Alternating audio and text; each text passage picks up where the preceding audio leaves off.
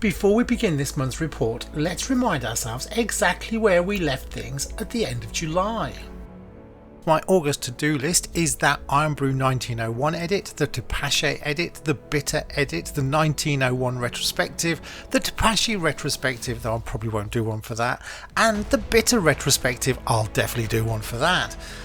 Gosh, I need to squeeze a beer in somewhere. Starting with that first and most important challenge, what am I going to brew this month? It's going to be an American cream ale.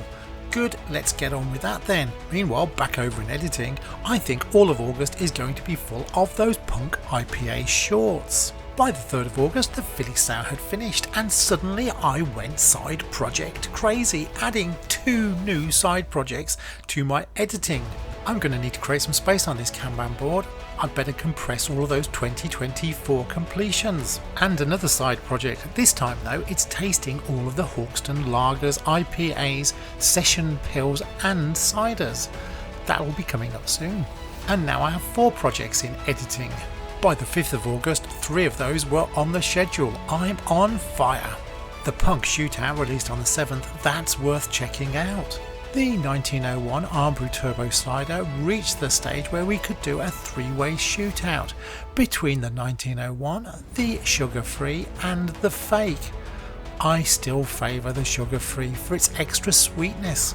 All the 1901 videos then are ready to go. And I made a start on that Tepache video. Now this is turning into an interesting one with a potential special coming up. On the 15th of August, the Punk IPA retrospective went live. Cream ale ingredients purchased. 17th, and I recorded the Tepache edit. Now I started the month with 24 items on my to-do list and I have so far managed to do 8. It's amazing what difference a week can make. So the Ferminator side project launched, the Tepache has been scheduled, though I still have a bit of a surprise side project going on there.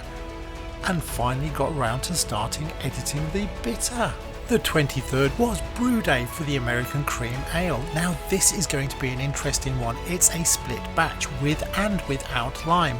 In fact, I created a flowchart to make sure I tracked this one through correctly.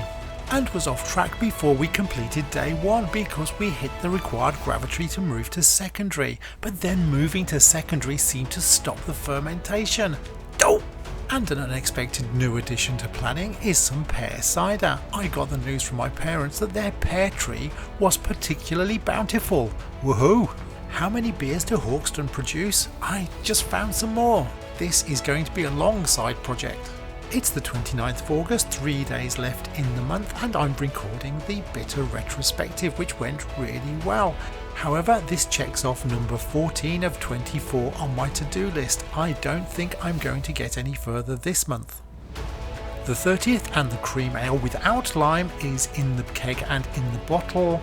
And so we arrive on the last day of the month and it's a bit of a race. The Tepache is in the fermenter, the cream ale with lime is now in the bottle, the yeast washing video is live and the 1901 shorts are ready to go next. Which means for September we have the Bitter retro outtakes and shorts, the Tepache special and shorts, the Bucket Blaster and Digiboil side projects, the Hawkston tastings, and we still have to do the cream ale edit followed by the retro outtakes and also the shorts of course, and in September I'm on holiday.